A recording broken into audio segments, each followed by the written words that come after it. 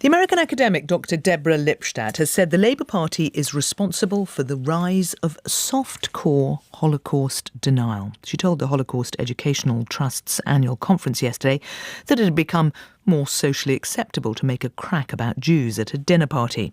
Dr. Lipstadt won a high-profile legal battle against the British historian David Irving in the year 2000 after he sued her for libel because she had declared him a Holocaust denier. Dr. Lipstadt joins us now. Good afternoon. Good afternoon. What do you mean by this phrase, soft-core Holocaust denial? Well, what I fought in court against David Irving when he sued me was hardcore denial.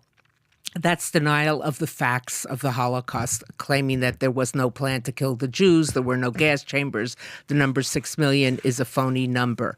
When I talk about softcore denial, it's not so much denial of the facts, but things like making light of the Holocaust. Oh, do we have to hear about the Holocaust again? Why is everyone talking about the Holocaust? Jokes about the Holocaust. Irrelevant or extreme comparisons to the Holocaust that really don't fit. That's what it's to use a strange kind of term for an academic. Softcore denial is squishier. It's sort of like whack-a-mole. You hit it one place and it comes up someplace else.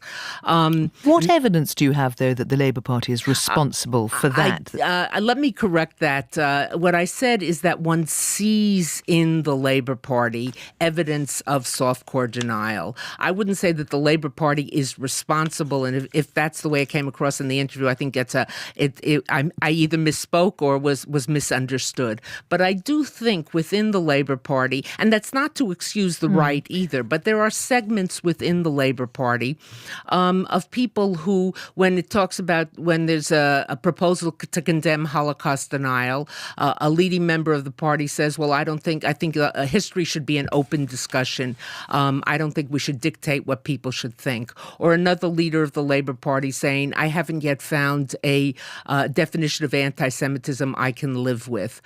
Automatic dismissal of charges of claims about anti-Semitism as being a cover for pro-Israel. So I think it's an automatic sort of dismissal of anti-Semitism, of critique. Former Mayor Ken Livingstone, once a prominent member of the Labour Party, but he's resigned. Yes.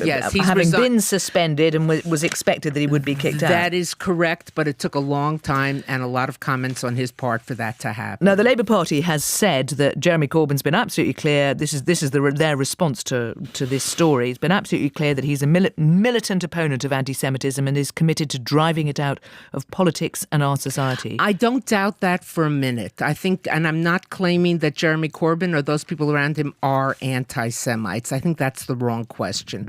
The question to be asked is, have they tolerated or facilitated expressions of anti-Semitism?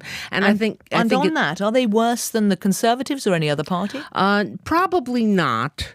I think, that if someone only sees anti-Semitism at the opposite end of the political spectrum from where they reside, for instance, if you're on the right and you only see it on the left, or you're on the left in my country, many people on the more left liberal end of the spectrum only see it on the right amongst Trump and his followers. I think you're missing it. You're missing what's going on in your own camp. So this was not a concerted attack on the Labour Party, though I think the Labour Party deserves quite a bit of criticism, but I think it cuts across the political spectrum. Dr. Deborah Lipstadt, thank you.